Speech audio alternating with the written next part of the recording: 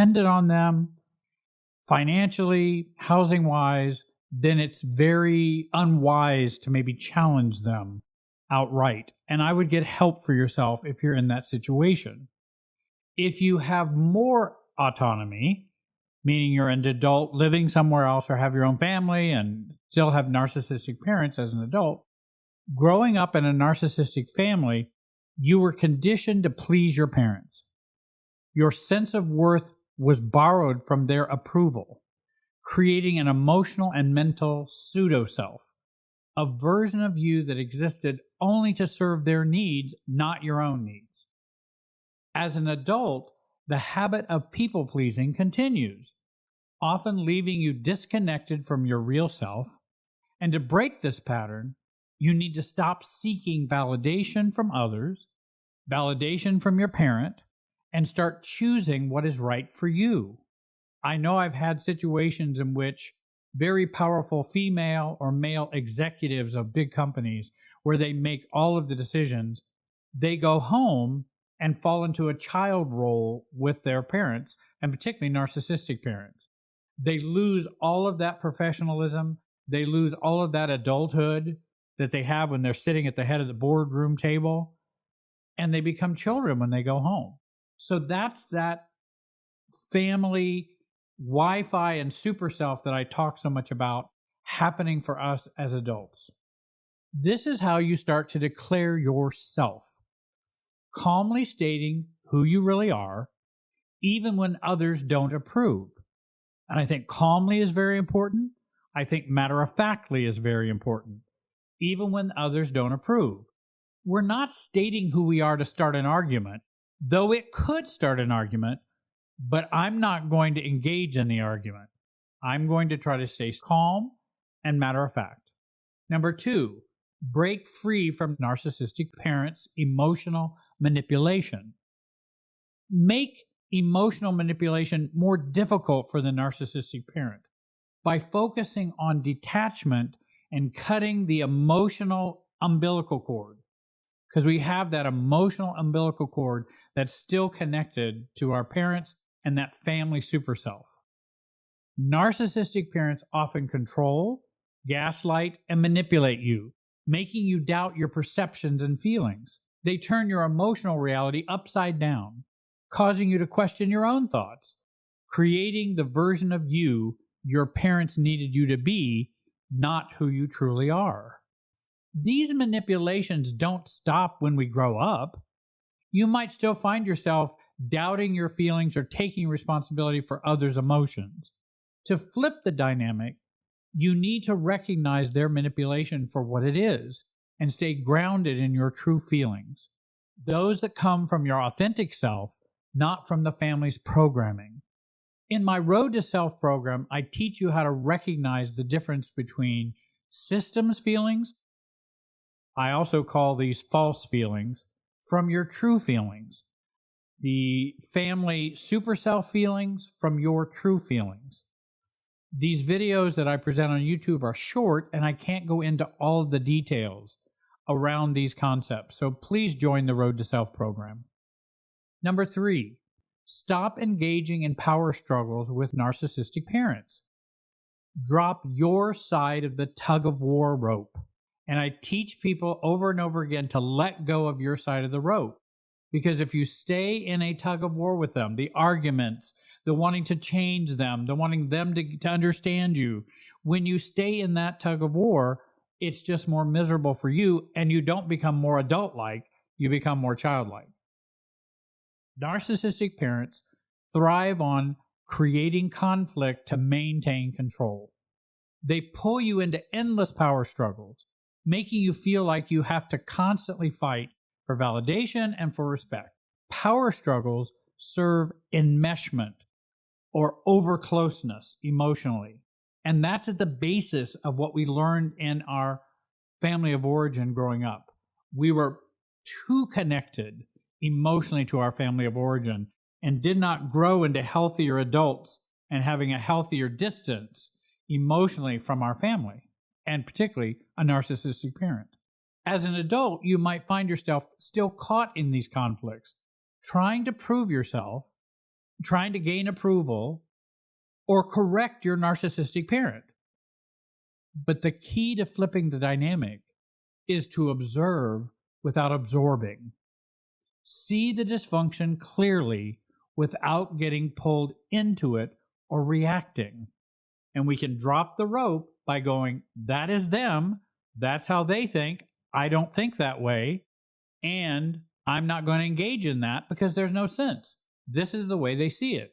And don't think you can talk them out of it. I'm sure you've tried and found that to be rather a frustrating endeavor. Practice calmly stepping out of the emotional chaos they try to draw you into. Number 4, stand firm in your truth with narcissistic parents.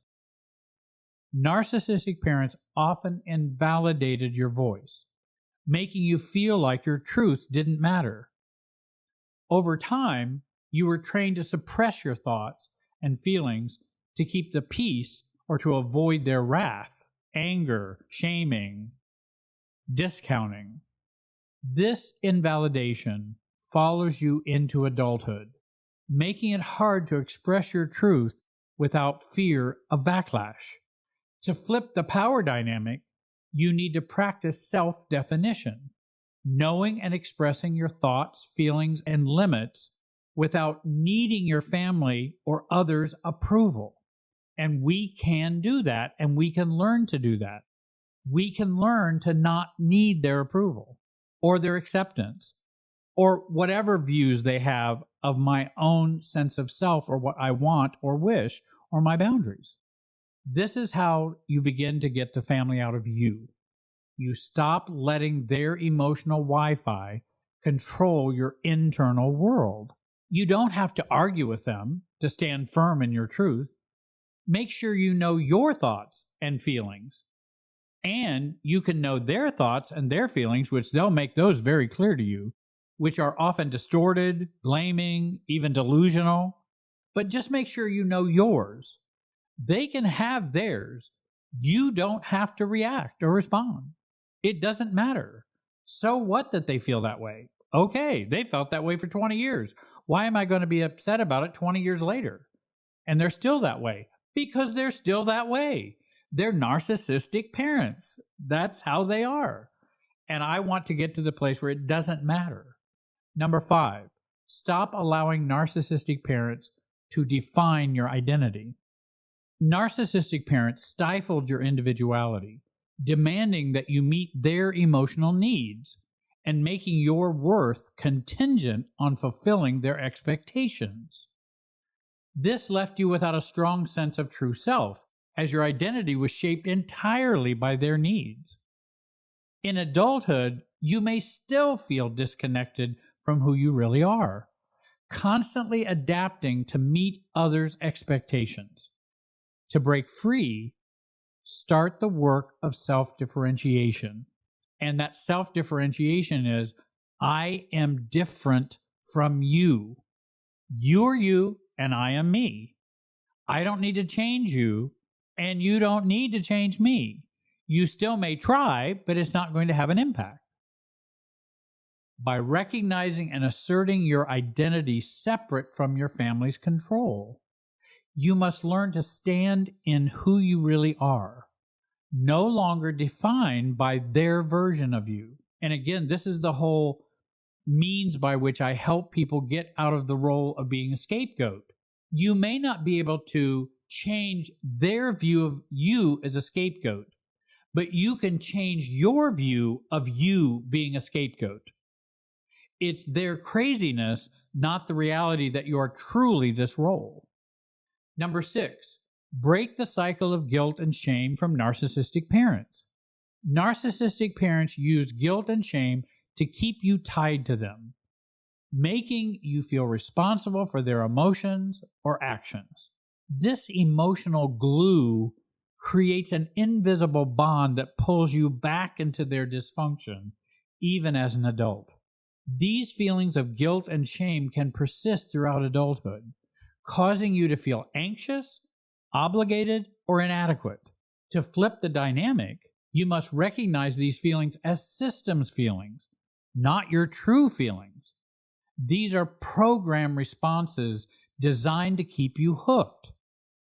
Your job is to detach emotionally from their guilt and their shame and reclaim your own peace. Number 7, emotionally detached from your narcissistic parents. Narcissistic parents made you emotionally dependent on them, leaving you unable to develop your own sense of self and autonomy. This is how they control. You must be dependent on me, emotionally, mentally, adult-wise, financially, and in many other ways. And needing my approval, all of that adds up to a strong ability to control. They needed you to stay attached to them emotionally, which stunted your ability to grow independently and autonomously. As an adult, you might still feel like you need your family's or others' approval or emotional support to function. To break free, you must practice emotional detachment, creating internal boundaries that allow you to stay grounded and make decisions for yourself, regardless of their influence or who it pleases or who it doesn't please. External boundaries is, I'm not coming to visit you every week. Internal boundary is, if you think I'm crazy, it doesn't matter to me. That's an internal boundary. It doesn't go in. I have a boundary emotionally. And that takes more discussion, more work, and that's why I do a lot more discussion of internal boundaries in the Road to Self program, which I hope you will sign up for. A good book for men might be the book No More Mr. Nice Guy by Dr. Robert Glover. And for women, Growing Yourself Up by Jenny Brown. And I always like books by Harriet Lerner. She's a great author, using family systems and kind of talking about us being enmeshed in families. Number 8, learn to set healthy boundaries with narcissistic parents. You may ask, well, how on earth do I set healthy boundaries with a narcissistic parent? Do you know how many times I've gotten that question and people have asked me?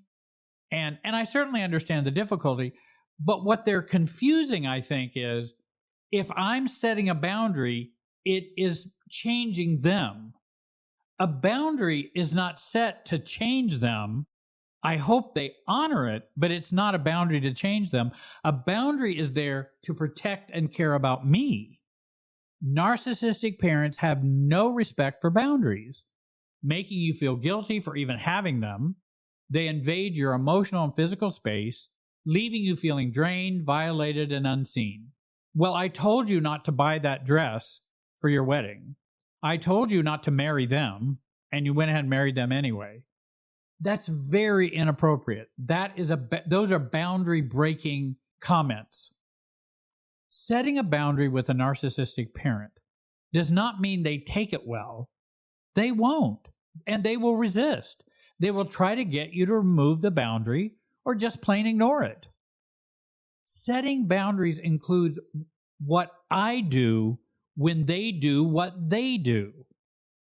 See them less, call them less, ignore them, state if they change, you will respond in a more positive way, but leave it up to them to change or be who they are. For example, if I don't want to talk about my spouse with a narcissistic parent, then I might say, well, Mom, if you bring this up, I will stay quiet or I'll leave. I've said several times I don't wish to talk about my husband with you, warning them if we're going to discuss this on the phone, when I said this topic was out of bounds, then I'm afraid I will have to hang up.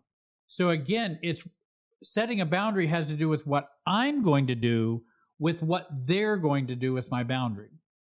I'm not trying to change them, though I might like them to honor my boundary. There's nothing wrong with that. But they may not. And I always like to go into it with they probably won't honor my boundary. So I might as well start thinking of what I'm going to be doing when they don't honor my boundary, because they will test you and they will hope you will go back to the same old way. As an adult, you may find it hard to set boundaries, always feeling guilty or afraid to say no. To flip the dynamic, you need to set clear, non-negotiable boundaries that protect your emotional well-being. This is your right, not a privilege, and it's necessary for your healing. Number 9, stop taking responsibility for narcissistic parents' actions. Narcissistic parents often make you feel responsible for their actions, their emotions, their thoughts, their failures. You were taught that it was your job to fix their problems or make them happy, leaving you with a heavy emotional burden. And I think about the holidays, and I'm more familiar with the Christian holidays, but they're holidays of many different groups. And in the, say Christmas holiday or Thanksgiving even, which is a secular holiday in most places, that when you say, I'm not able to be there because I need to do something with my family, then you're now responsible for their unhappiness. No, you're not responsible for their unhappiness. Some parents would say, oh, I'm really disappointed you're not going to be there. I really would love to have you there. But I understand you have a right to make that choice. There are parents who do that.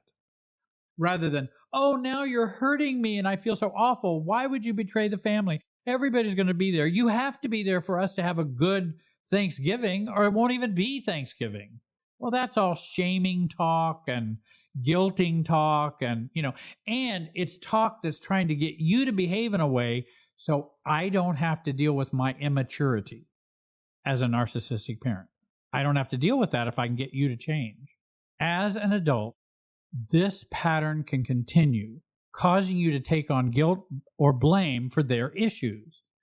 To break free, you must stop taking responsibility for their actions, their feelings. Their behavior is theirs to own, not yours. Number 10, limit narcissistic parents' access to your life.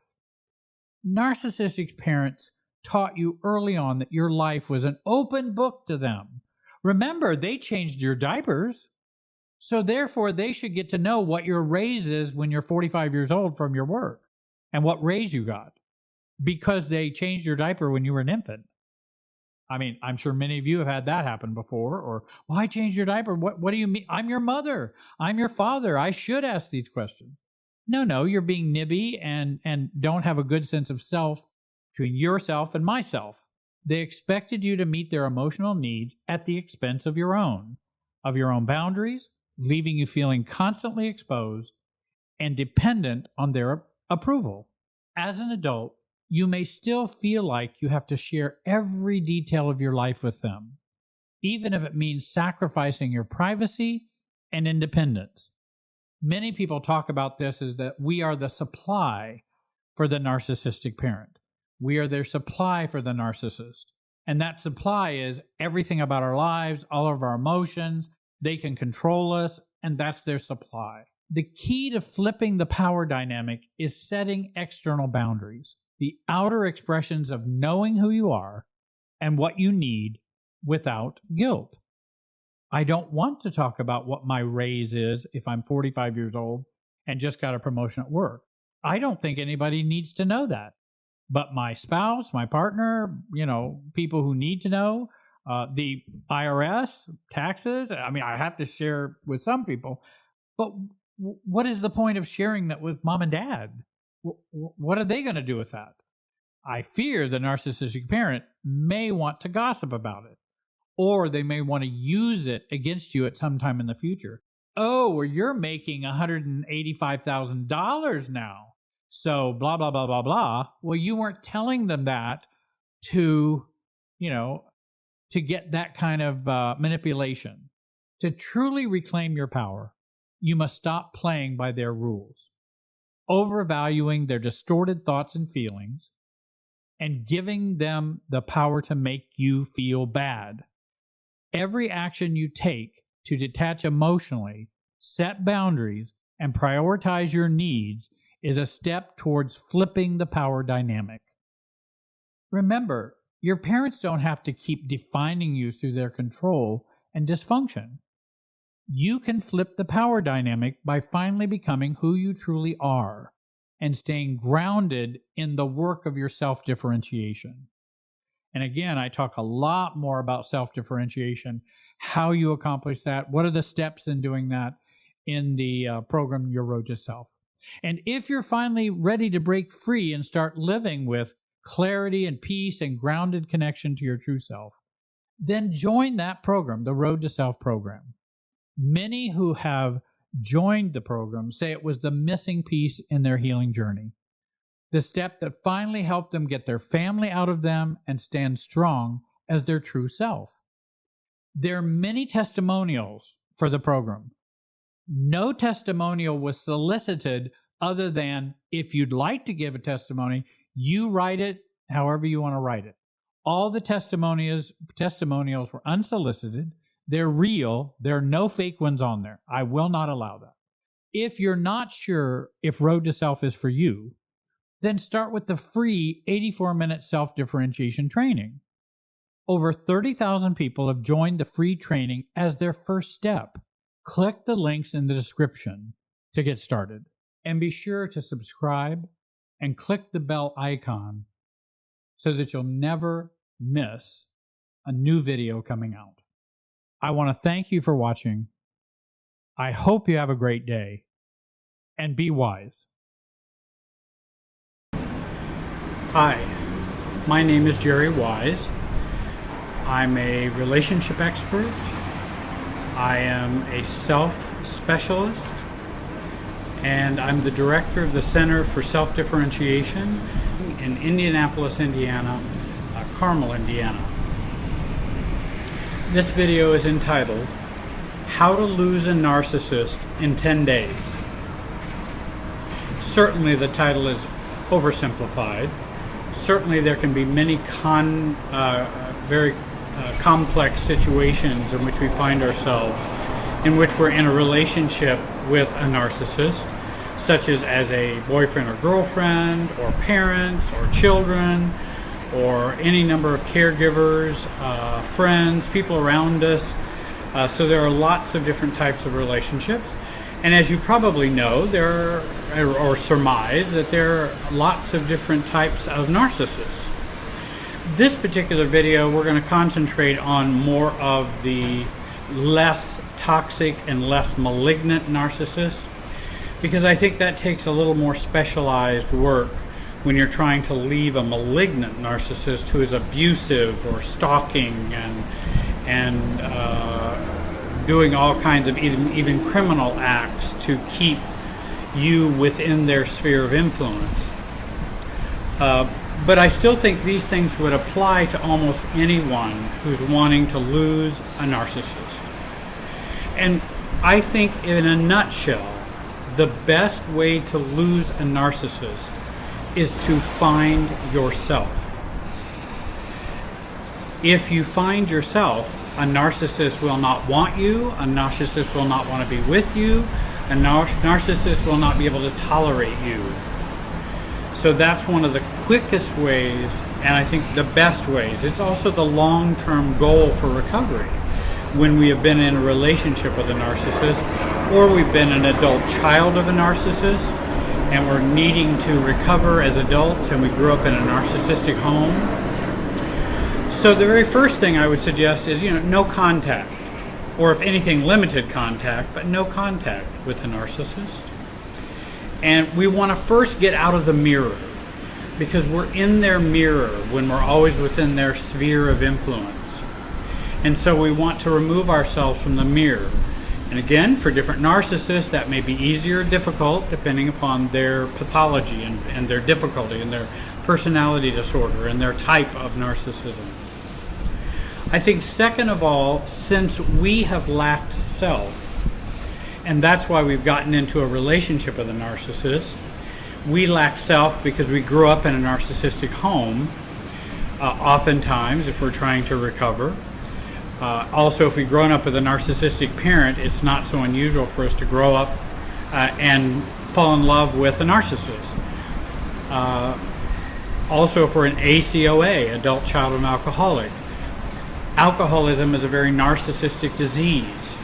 And so it functions much like a narcissistic personality disorder, but it comes from a different cause, the use of alcohol and the addiction to alcohol. So since we lack a self, then we must quickly find some way to borrow self. And we start out finding ourselves by borrowing a self from others. Recovery groups, adult child of alcoholics groups, CODA groups, codependent anonymous groups, support groups, therapy groups, the adult child of narcissistic groups. There are a few around. Also, Al-Anon is another good place to begin to find yourself, because that's where we have to start, is quickly and immediately start working on self. And so we want to start to borrow one. We also can find a self-therapist or a counselor that we trust, who will begin to support us in our self-journey and focusing on ourselves. Because when we've been in the web of the narcissist and within the orbit of the narcissist, all of our focus has been around them. And the person it hasn't been around is around us. I would also suggest no contact with the flying monkeys, that you withhold that communication interaction with those whom the narcissist will send out to try and persuade you to come back, or to convince you, or to encourage your cognitive dissonance, meaning I don't know whether I should stay, I don't know whether I should go, and I feel caught in that dissonance. And the flying monkeys will come out and say, no, no, no, you're the one that's crazy, not the narcissist. No, it's not your mother, it's you. You know, why do you give mom such a hard time? Well, mom's the narcissist. And then all the siblings come out and they're all telling you, no, no, no, it's you.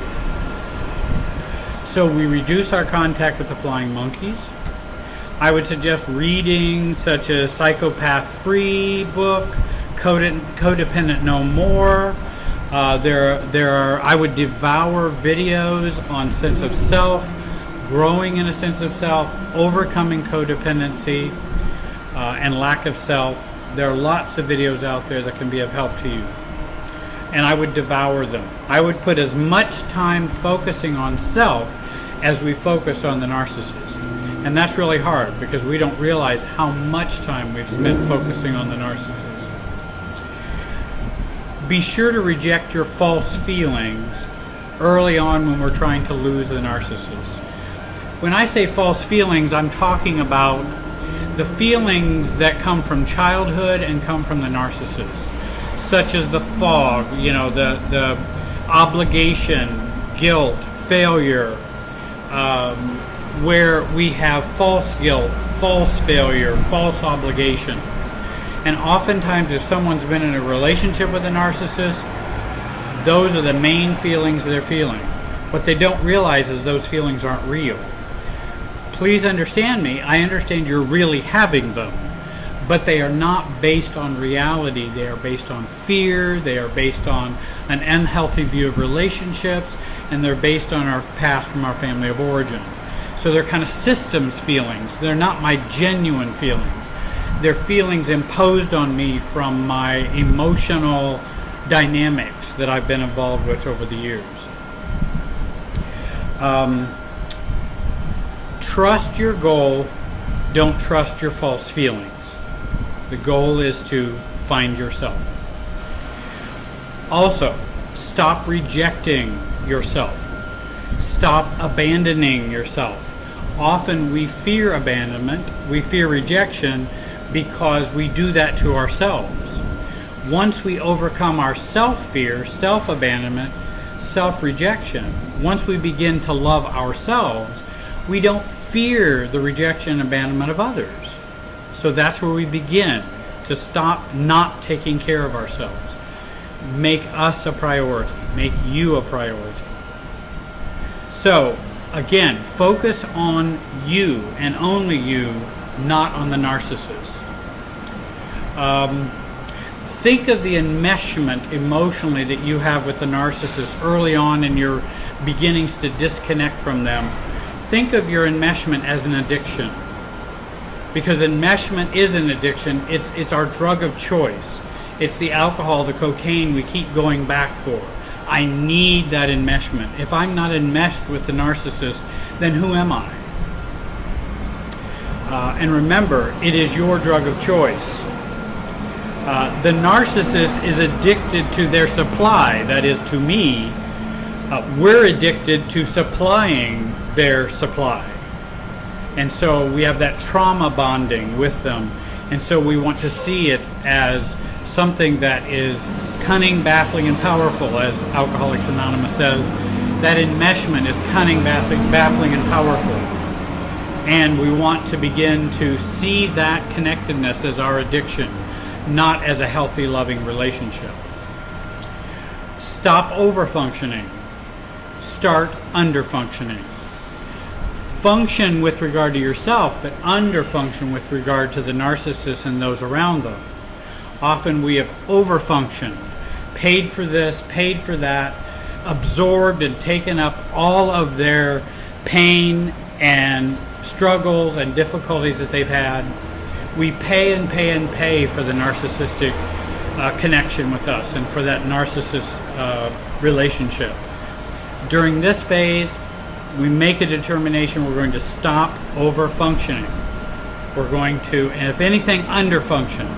If you've over-functioned, then you under-function, then you can come back to a balance. But the first is begin to under-function. No, I can't do that. I don't want to do that. I'm not able to do that. And help and have support from those people you're borrowing self from. Your supportive friends, your supportive groups, who will support you in you saying no. Realize that it is okay to let's see what. Oh, now I know. Realize that it's okay to break your promises. Many times, people who are in relationship with narcissists will feel guilty. Well, I promised them this. I promised them I'd do that. If I cut off from the narcissist, then I won't keep all of my promises.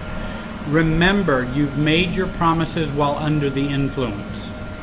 If someone came to you and they were absolutely drunk and said, hey, I'll take you to Miami Beach, and I'm fortunate to be down here in Miami South Beach during this week, and if somebody promises that they'll take you to Miami Beach while drunk, and then you come back to them and you say, well, hey, you're going to take me to Miami Beach, aren't you, Bob?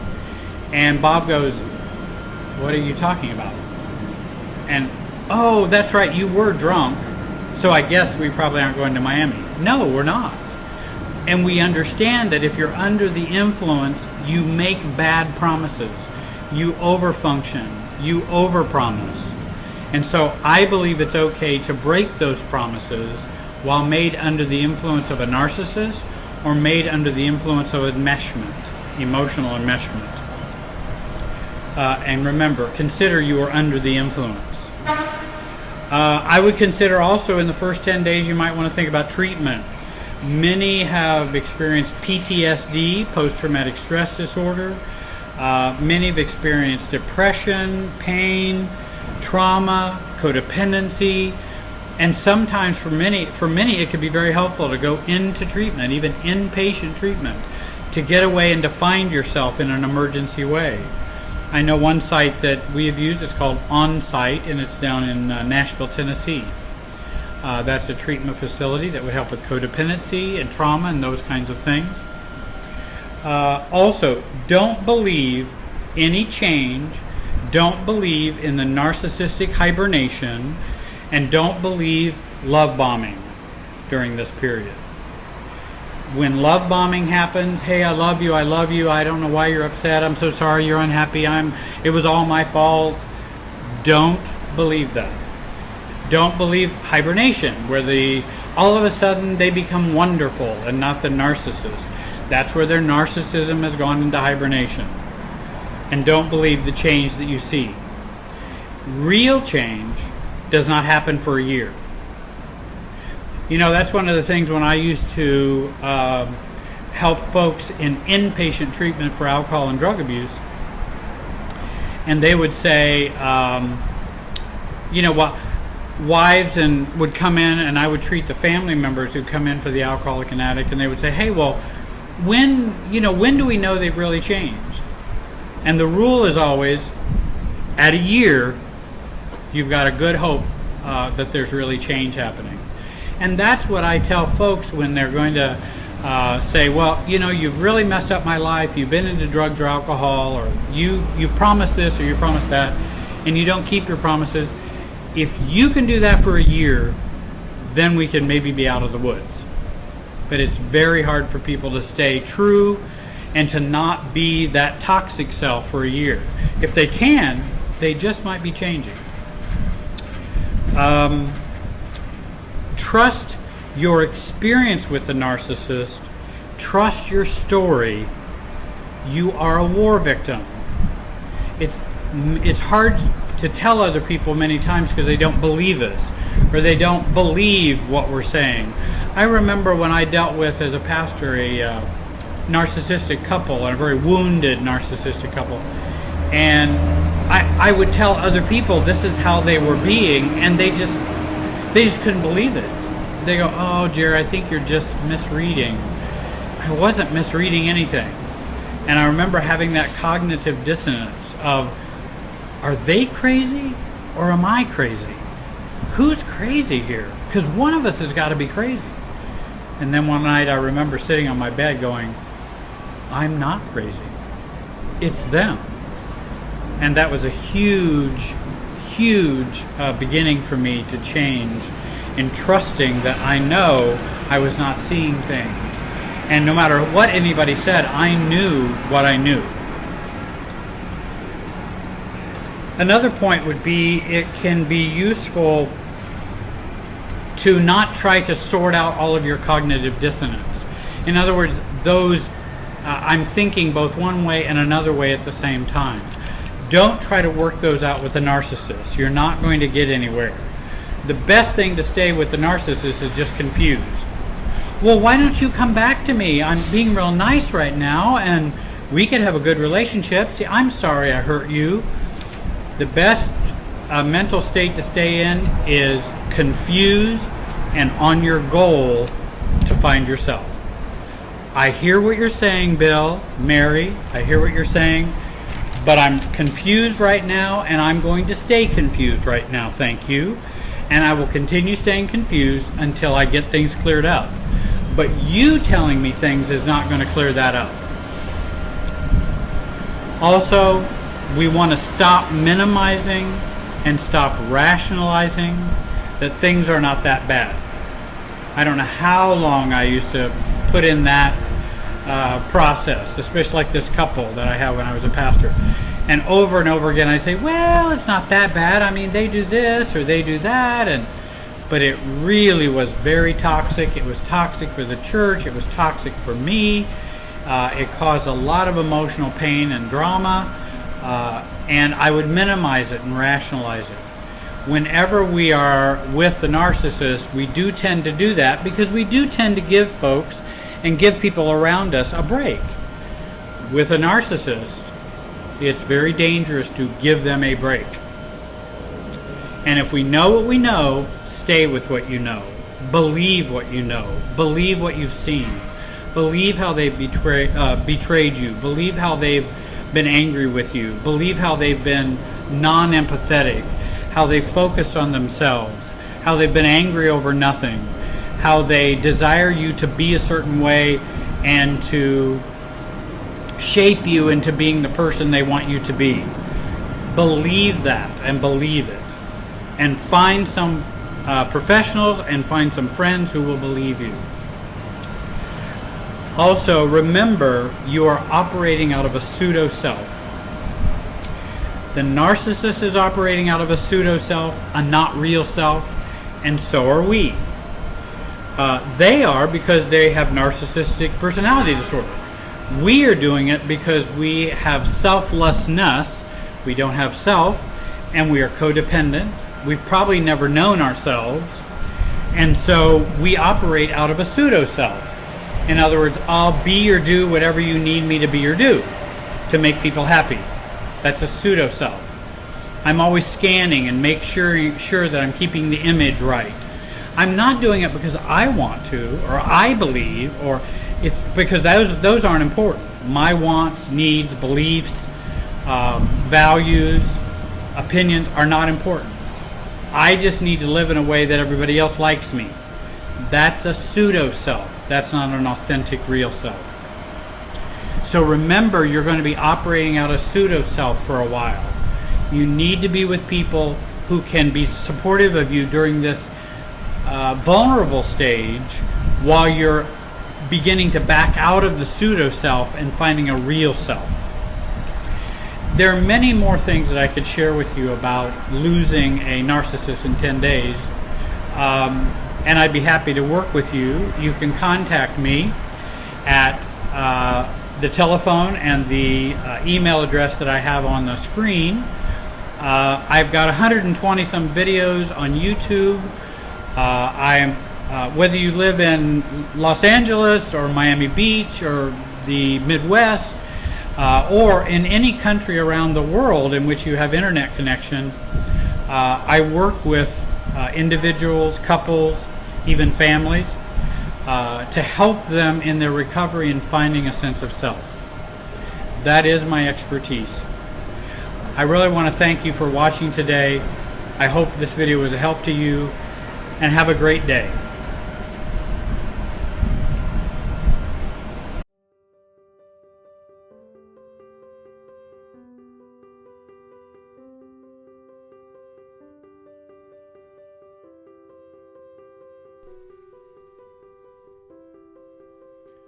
Hello, my name is Jerry Wise, and I am a marriage and family expert.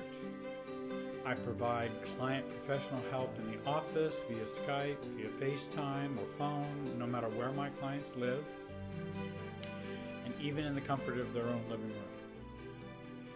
Today's video is entitled, Setting Boundaries is Not Emotionally Cutting Off. I have many people come to me and ask me about the family system's understanding of emotional cutoff and boundaries, and many times people equate setting boundaries, distancing, moving away with their family of origin, in their family of origin milieu or context, as cutting off. Or they equate all of those things as not cutting off. And what I want to say is, if you get nothing else from this video, that what I'd like to say is that two people can do the very same thing in terms of boundaries, and one be an emotional cutoff and the other not be an emotional cutoff. And that's what I'd like to talk about in this video today. And why are emotional cutoffs a problem? That's another thing people ask me about. Because it cementizes or solidifies dysfunctional patterns within us. We're all immobile, where everybody's connected and all their strings are connected as the mobile hangs, and if you pull one part, it pulls on the other parts. Or we're all connected in our family of origin, or in society actually, but family of origin for sure, with rubber bands, and we all try to move and twist, but whenever we move it affects someone else over there, because we do have this intergenerational transmission of emotional field, the emotional life of the family. There is a connectedness between us. If we ignore it at our peril. If we don't ignore it, we can find ways out and find ways to become not our family and to become ourselves. And again, not our family doesn't mean I blame my family. It just means I want to be me, not me, my family, me/my family. I just want to be me while I am connected to my family, and that continues on throughout my life. Whether I ever see them or not, it still continues on throughout my life. An emotional cutoff is a process of emotional distancing. An emotional cutoff occurs when we do not feel we have any other options to survive emotionally, or we can survive safely. We then set up external boundaries to deal with this emotional craziness, that emotional craziness that we feel inside, or what we believe the other is causing us to do. That's emotional cutoff language. Unresolved emotional attachments with our family of origin creates and causes emotional cutoff in adult life. And again, people say, well, why does that matter? Because emotional cutoffs in one area of your life can affect emotional cutoffs in other areas of your life.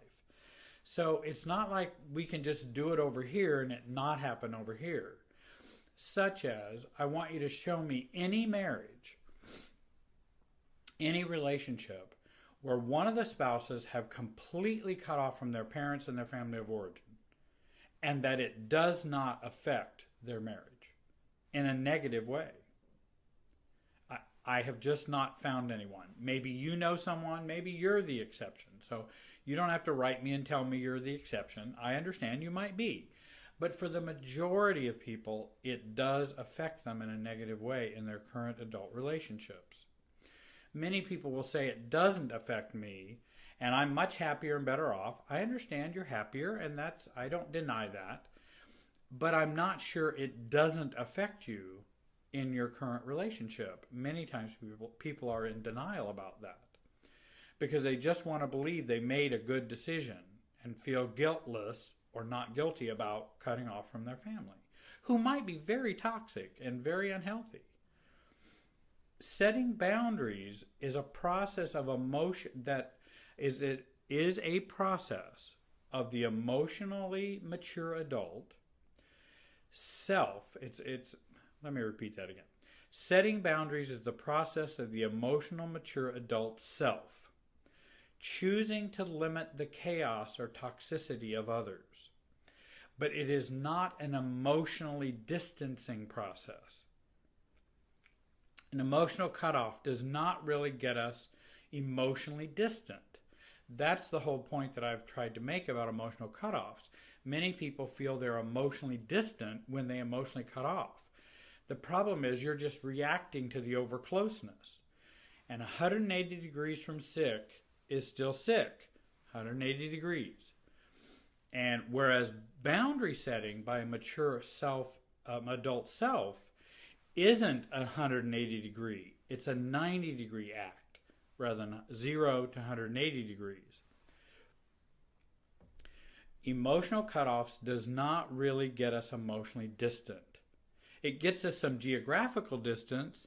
It gets us, well, I don't talk to my parents anymore. It gets us, I don't talk to my siblings anymore. It gets us to where it's not in my face. I understand that, and that can feel a little better. It really can. But I'm not sure it resolves it. And it actually functions as an enmeshment process. So that emotional cutoff functions as an enmeshment. We get too close because we're too distant. Intimacy is a paradoxical thing. And a paradox is you do the counterintuitive to get what you want rather than the intuitive, what you think should work. We do what doesn't work. Much like I was showing someone the fact of the Chinese finger cuffs. In fact, I see some right here.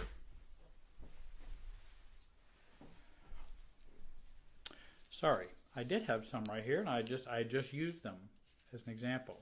Here's the Chinese finger cuffs. You put your, this is bamboo, so it's kind of, it's stretchy. And of course, the more you pull, the tighter it becomes and you can't get out. But our intuitive sense is, let me out, I want out. And that's what emotional cutoff is. And what actually emotional cutoff is it tightens that bond.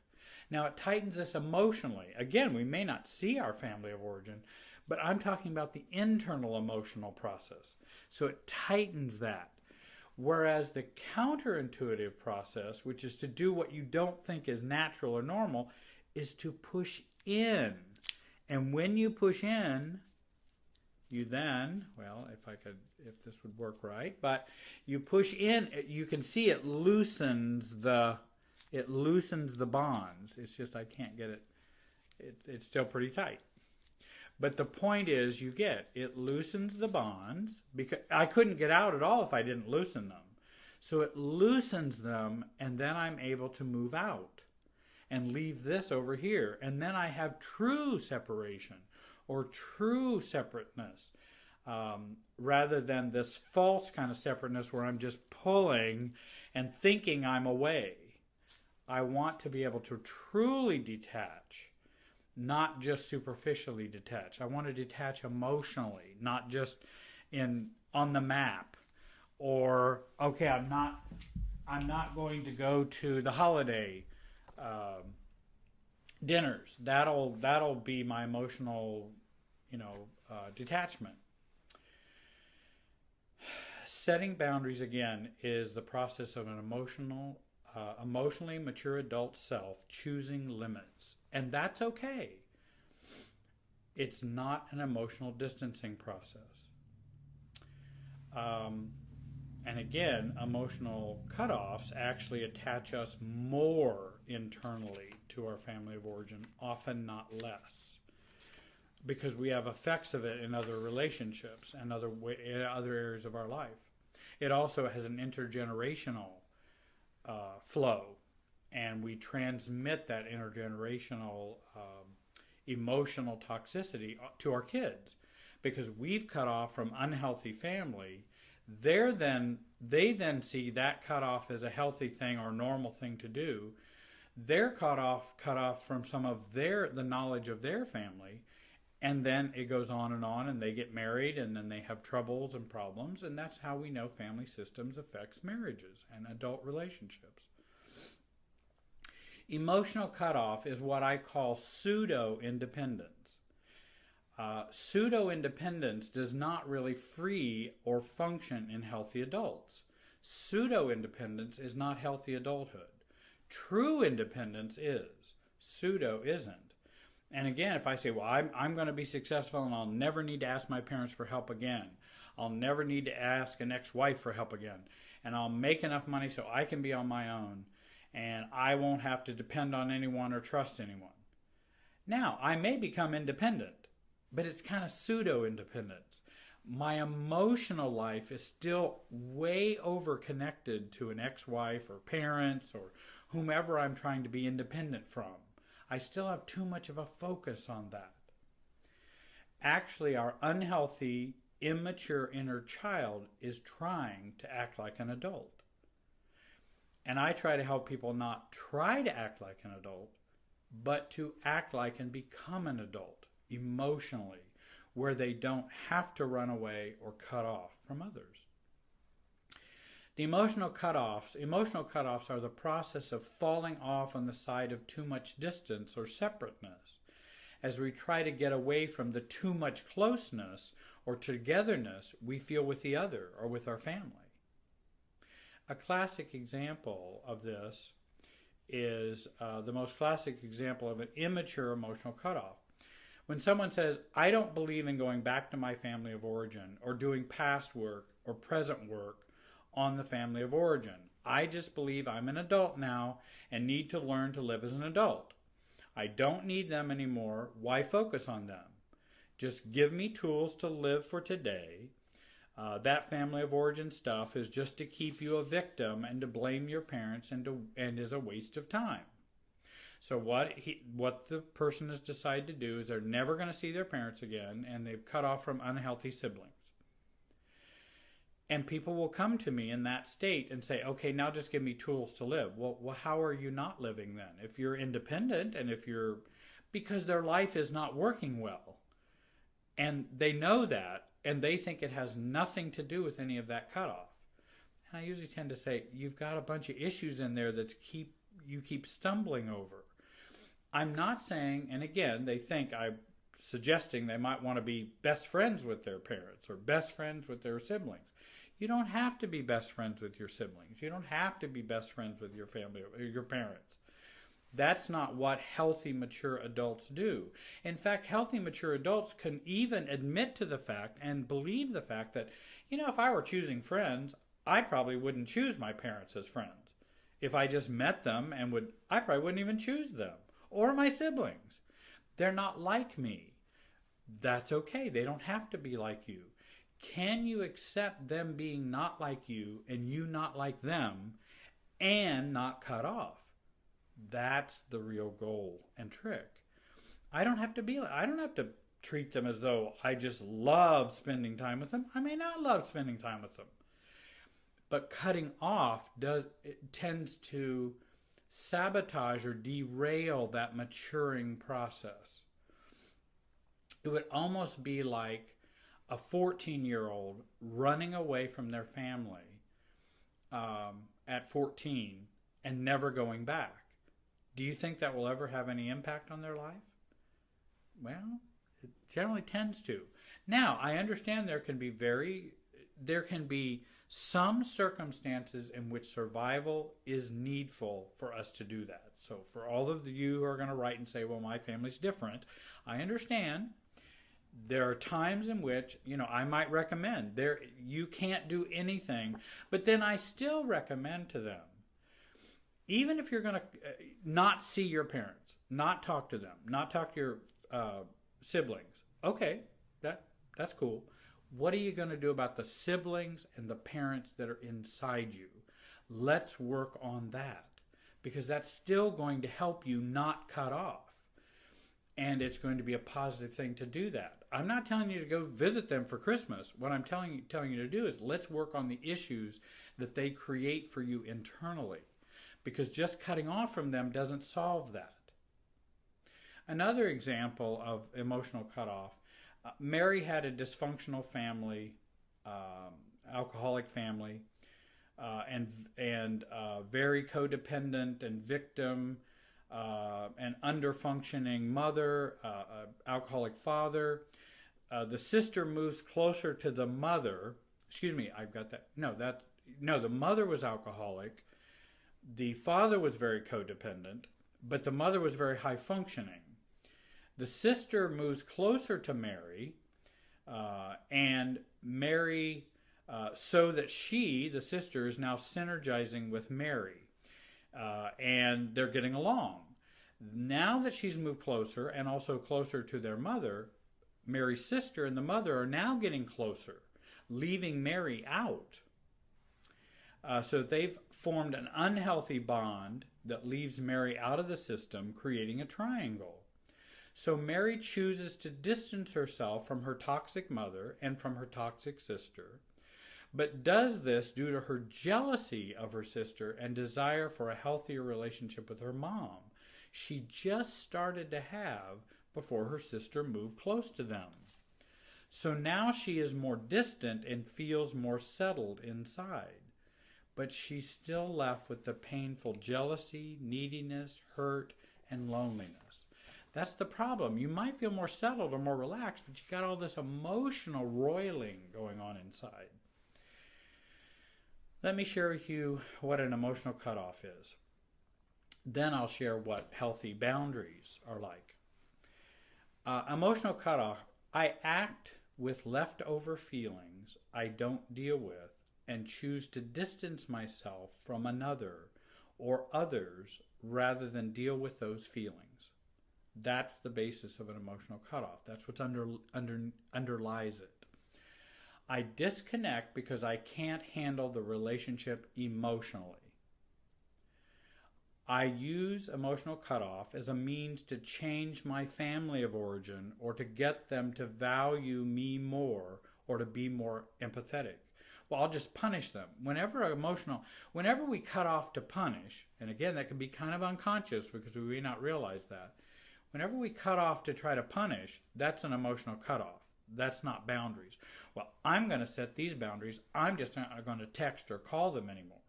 Actually, what we want to do is punish them and change them so that they'll respect us or care about us more. That's an emotional cutoff. That's not boundaries. That's not healthy, mature boundaries.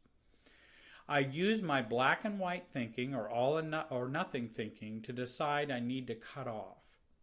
And again, someone is either all good or all bad. And often cutoffs have to do with that.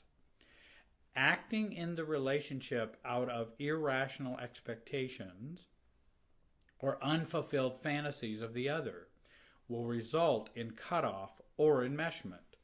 And again, we have these unrealistic expectations. Just as Mary had the expectations with her alcoholic mom, who's high functioning, and so she can relate to her, But the problem is she's hoping her mom will become the mom she always wanted. And now Mary's sister is come in and kind of undermine that process. But the problem is she's more likely to cut off because she's still hoping for the mom she never had. Now, I believe Mom and Mary can have a better relationship because the more calming we do and the more maturing we do as individuals, we actually end up, it tends to lift all boats on the ocean. And so we can have oftentimes a slightly better relationship with a parent that we'd like to relate to. But the thing is, it's never going to be enough to turn them into the fantasy parent that we always wanted. We still have to deal with us, our needs, and taking care of us, and not change them so that I can be happy. Otherwise, we're going to end up getting disappointed, mad, hurt, jealous, and we're going to cut off. So, what is not emotional cutoff? Or what are maybe healthy boundaries? Setting boundaries which are based in my own choosing, values, and beliefs, not to punish or change them, or because I can't handle it emotionally. For example, well, I'll give you some examples. Not tolerating unhealthy or toxic behavior can be a boundary. If you are going to swear at me and all you're going to do is swear, I don't like that. That's abusive. It's emotional verbal abuse.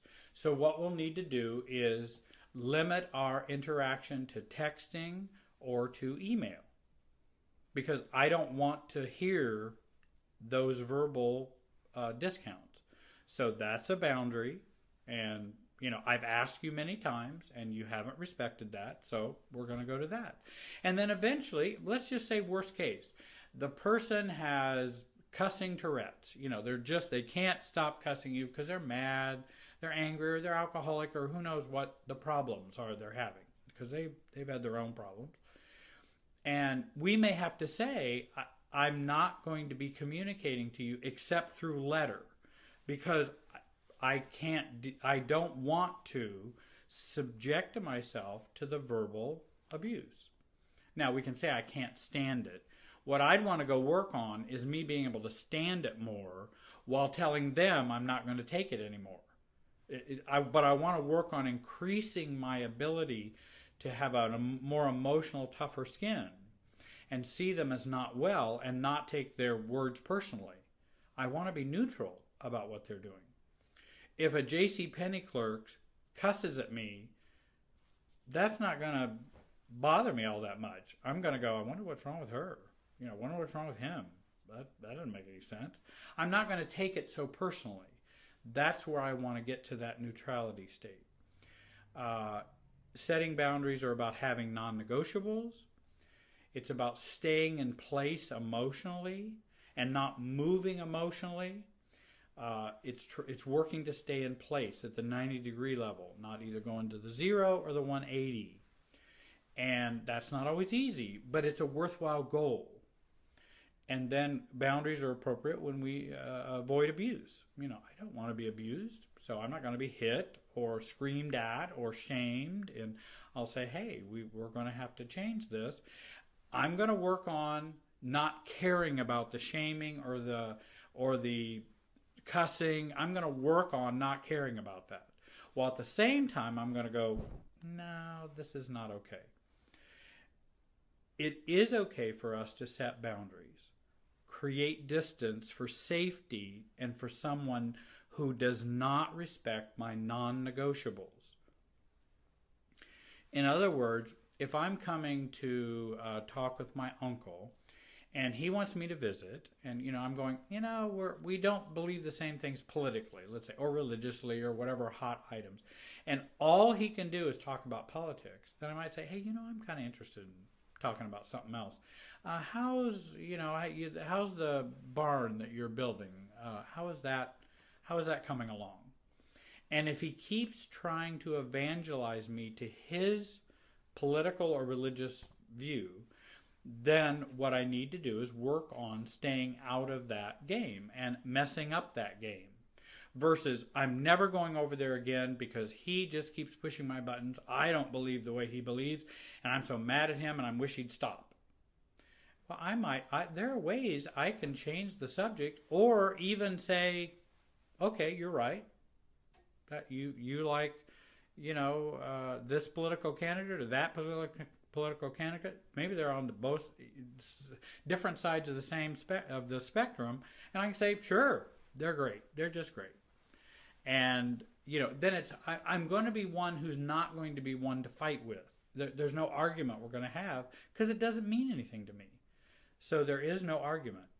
And I'm interested in changing the process, not just the content. The content I don't care about. No president has called me for my advice. No president has called my uncle for his advice. So what? We're one vote. I mean, that's who we are. Not that vote is unimportant, but that's how much power I have. And so I realize the limitations of my power to change things. So in brief, many ask me, why would I be asking someone to stay in emotional contact with an unhealthy family member? I don't ask anyone to stay in close proximity or over close friendship or acceptance of very toxic family members' behaviors. And when I say staying in emotional contact, that doesn't mean you're talking with them all the time and actually having that one-on-one contact with them all the time. What I mean is stay emotionally contact with them within you so you can deal with the ravages and what has affected you internally. That's what I mean by staying in emotional contact. What I feel is the most healthy is to stay emotionally connected, meaning emotionally neutral, while having healthy boundaries with unhealthy people and unhealthy family members. Again, the goal is to grow emotional neutrality and healthy boundaries. We are aiming at setting boundaries without emotional reactivity. Two people can set the same boundary, as I've said before. One can be neutral and one can be emotional reactivity. One neutral, one reactive. Same boundary. And what I suggest people do is not do the reactive. And that takes some learning and time and some help. And I think it takes some help from a coach or for a relationship expert. So it is not the boundary that defines the cutoff, but our internal emotional state, connectedness, enmeshment, and reactivity that defines the emotional cutoff. This is what I believe is the goal. This is what I believe is the goal and is very possible to attain. I have been helping people attain this for 35 plus years. And I know it works, and they usually come back and thank me many times for that help. It's not because I'm any genius or smart or so brilliant. It's that I have and know ways to help them achieve that, and that they're grateful for. But that's my job. If you'd like to learn more about emotional cutoffs, healthy boundaries, emotional neutrality, with those who have imprinted your life, your family of origin, your spouses, children, grandparents, and you can start, if you'd like to learn more about those things, contact me and you can start your work towards maturity, freedom, reducing emotional reactivity, and feeling strong and having a strong emotional backbone. If you just want to set up a one-time consultation, that's fine. I'm happy to do this to see if I'm the right professional for you to work with. I do charge for that consultation. However, you don't owe me future sessions. You can work as much as you want. I have people who meet 3 times a week. I have people who meet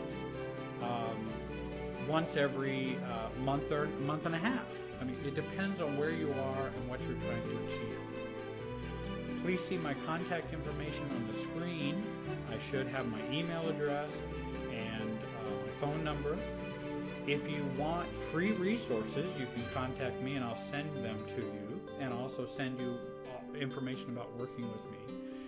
No matter what country you're in. Unfortunately, I just speak English, so we primarily work with the English speaking. I wish I spoke more. I did take German, but I don't speak enough German to do well enough in a coaching session. Please join our YouTube, Facebook channel. I want to thank you for watching, and have a great day.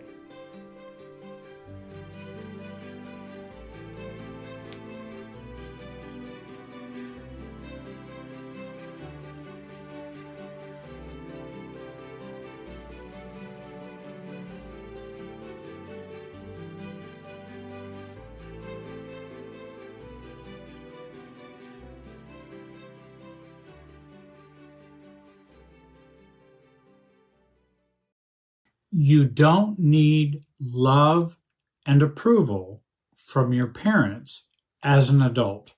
Not needing this love and approval is not a lack of love, nor is it a disrespect for your parents. Their need for you to seek it from them is about them and not you. I hope you'll like, subscribe, and comment on this video. We respond to the comments that people put on there. This video is entitled, Building Up Your Ability to Go Without Love and Approval of Your Parents as an Adult. First of all, you don't need love, respect, approval from your parents as an adult.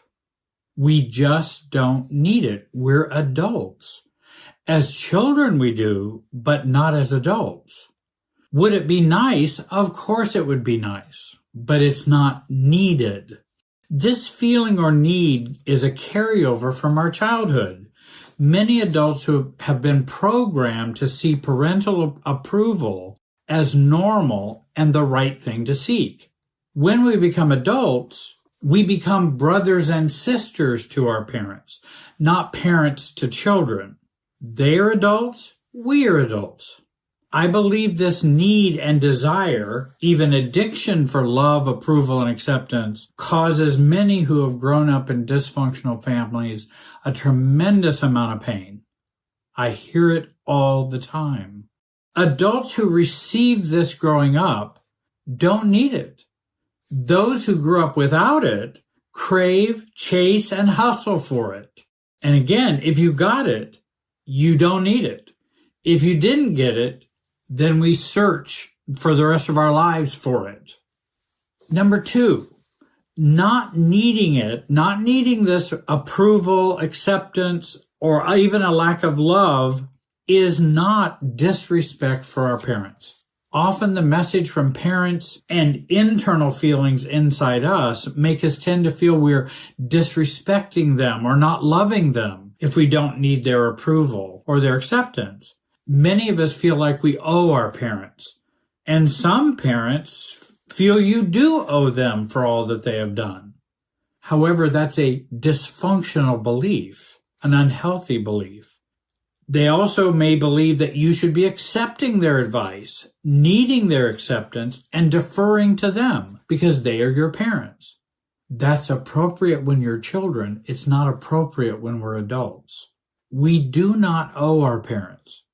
They chose to have us. They chose to raise us. This was their responsibility that they chose. Kids don't owe parents for being cared for and being given a good life, food, clothing, schooling, a new car. Kids don't owe their parents for that. That's something parents can choose and do choose to give. And in fact, if they don't give it, if we're a child growing up, then it's criminal. Because if we have a child, we have to take care of them and raise them and take care of their basic needs.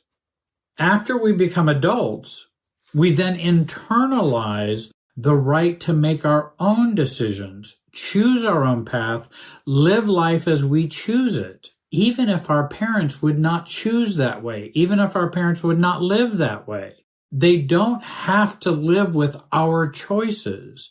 We have to live with our choices. Now, certainly our choices might affect them.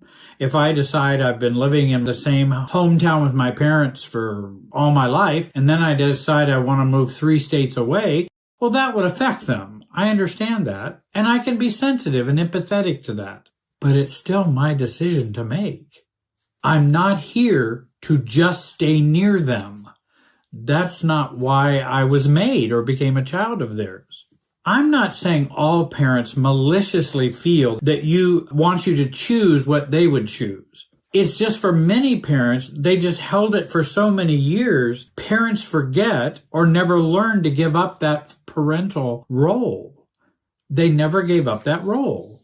And probably their parents never gave up that role of continuing to parent their children when they were adults.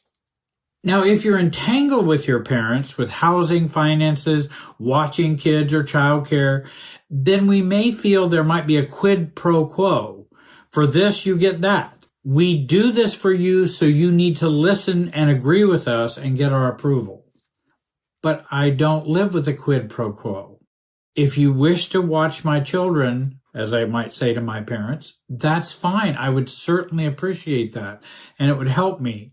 But it doesn't mean I have to purchase the car you would like me to purchase, not the car I would like to purchase. Having this freedom from parents means we do have to take responsibility for our own choices and the consequences of our choices. And this can be difficult for many of us because that's a part of growing up and being adult. We call it, I've got to be an adult today. I'm adulting, which means I've got to do those things and take the responsibility for the decisions and do those things I'd rather have somebody else do for me. But that's what an adult does. If I do what my parents say, some of us immaturely might feel, then I have an immature right to blame them for the choice. So if I just go by their approval and acceptance and do what they want, guess who I can blame? Them. Very unhealthy pattern, very immature pattern.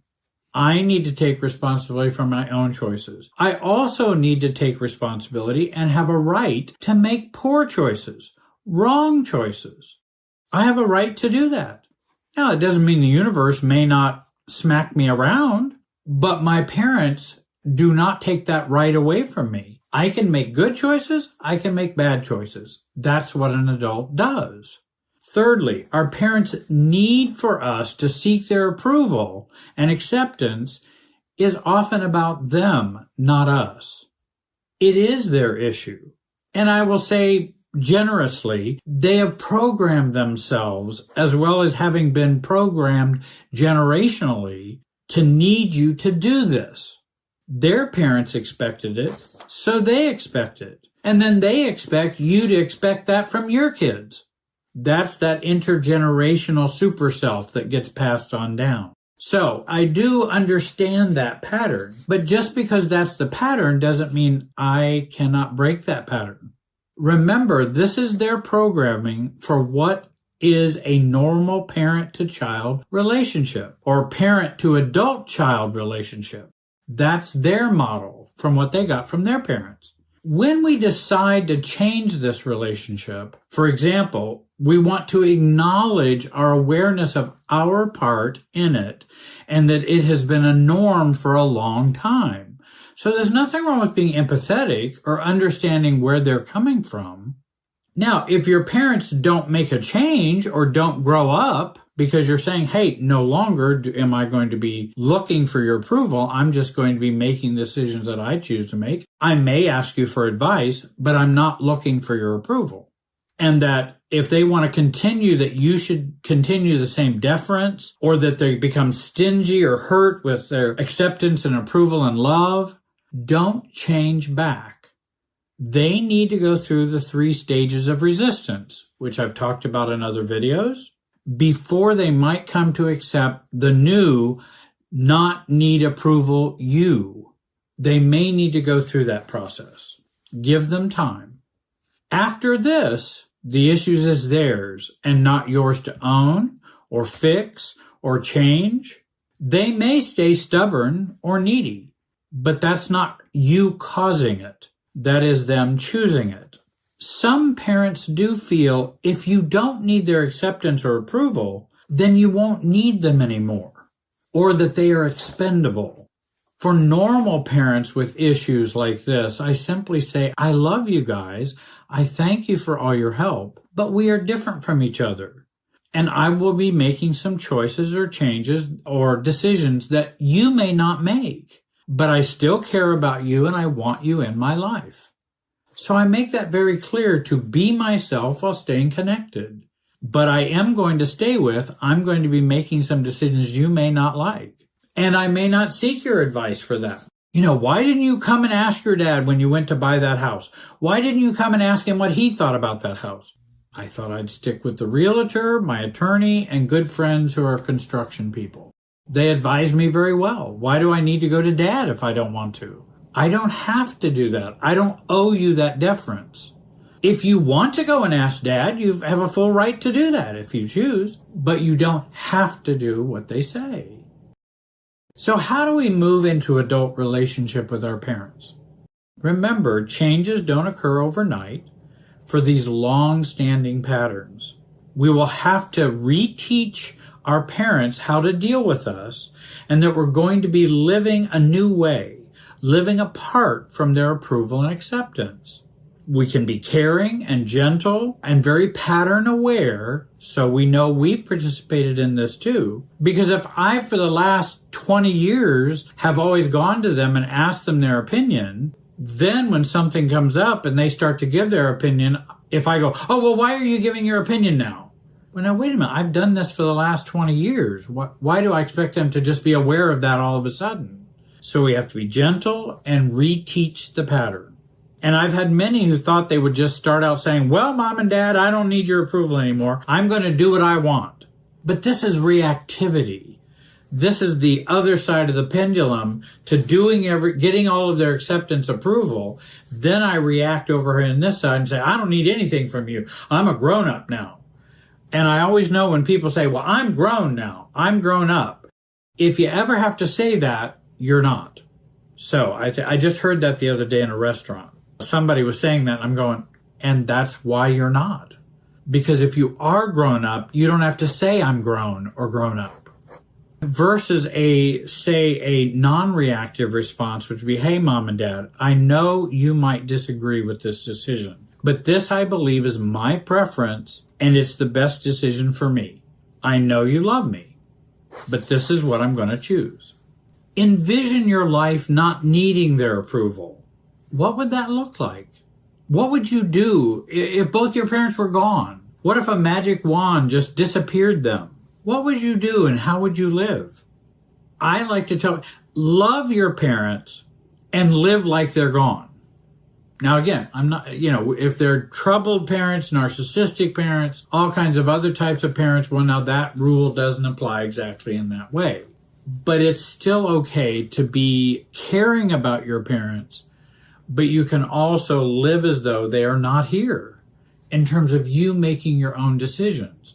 And my hunch is eventually they won't be here. It is the normal course of things that your parents die before you. Both of my parents have passed away.